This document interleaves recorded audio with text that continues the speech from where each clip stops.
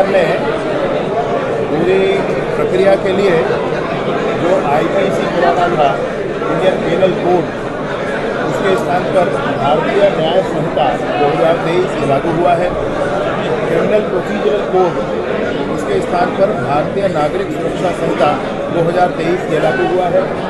और Indian evidence act है, उसके स्थान पर भारतीय साक्ष्य विधेयक 2023 ये लागू हुआ है। पुराने कानून सारे ब्रिटेन की संसद में बने थे और भारत में लागू हुए। पुराने कानूनों में राजद्रोह था, यानी आप किसी बड़े नेता के खिलाफ कुछ बोल देंगे तो आपके खिलाफ राजद्रोह लगता था। इन सारे बेकार बातों को ख़त्म किया गया है। इसमें हमारे देश की संसद ने खुद अपने गवर्नेंस के लिए कानून बनाया है। इससे बड़े गर्व की बात क्या होगी। और साथ ही साथ मैं आपसे कहूँ कि राजद्रोह जैसी सारी चीज़ों को ख़त्म कर दिया गया है। अब व्यक्ति के खिलाफ कुछ बोलने पर कोई धारा नहीं लगेगी। हाँ, देश के खिलाफ कोई बोलेगा तो उसमें पूरे दंड के प्रावधान, फिर कठोर से कठोर दंड के प्रावधान क्योंकि लगते हैं। सर, आपके साथ साथ आपके अलावा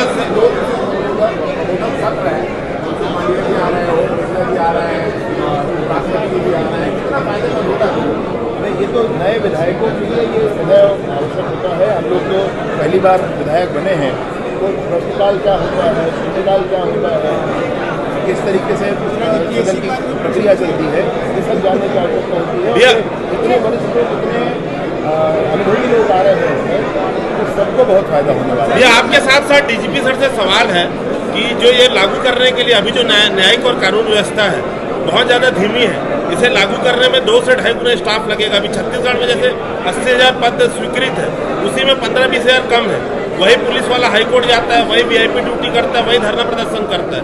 तो बहुत बड़ा लूप होल है सर भर्ती को लेकर। तो सर वर्तमान में कितने कम है और इसको भर्ती क्योंकि नहीं करेंगे तो ये कानून तो लागू हो ही नहीं सकेगा। दूसरा एक सवाल, कांस्टेबल के 6,000 कांस्टेबल्स की भर्ती की प्रक्रिया प्रारंभ है। उसके आवेदन निकल गए हैं।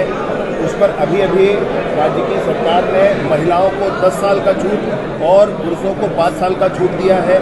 इसके बाद 1,000 पद और आने वाले हैं, उसके बाद 1,800 पद और आने वाले हैं। वो सब पाइपलाइन में हैं। स्टाफ की कमी को मैं सोचता हूँ कि समय आते आते तक पूरा किया जाएगा, इसमें कोई संशय नहीं। सर ये पुलिस मुख्यालय की ओर से पत्र जारी किया है जिसमें साप्ताहिक अवकाश की घोषणा की है। सर साप्ताहिक अवकाश, मैं ये सोचता हूँ कि जो कांस्टेबल हैं, हेड कांस्टेबल हैं, एएसआई हैं, एसआई हैं, इनके घरों में जो मेरी माताएं बहनें हैं उनको बड़ी पीड़ा होती है कि उनको सप्ताह में 1 दिन भी नहीं मिलता है घर के काम वो लोग कर सकें ऐसा।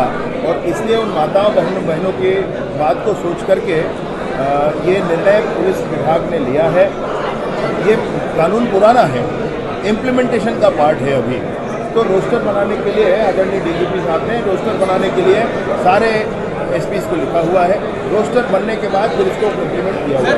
सर, ये केंद्रीय गृह मंत्री जी छत्तीसगढ़ का दौरा होना है 21 तारीख को।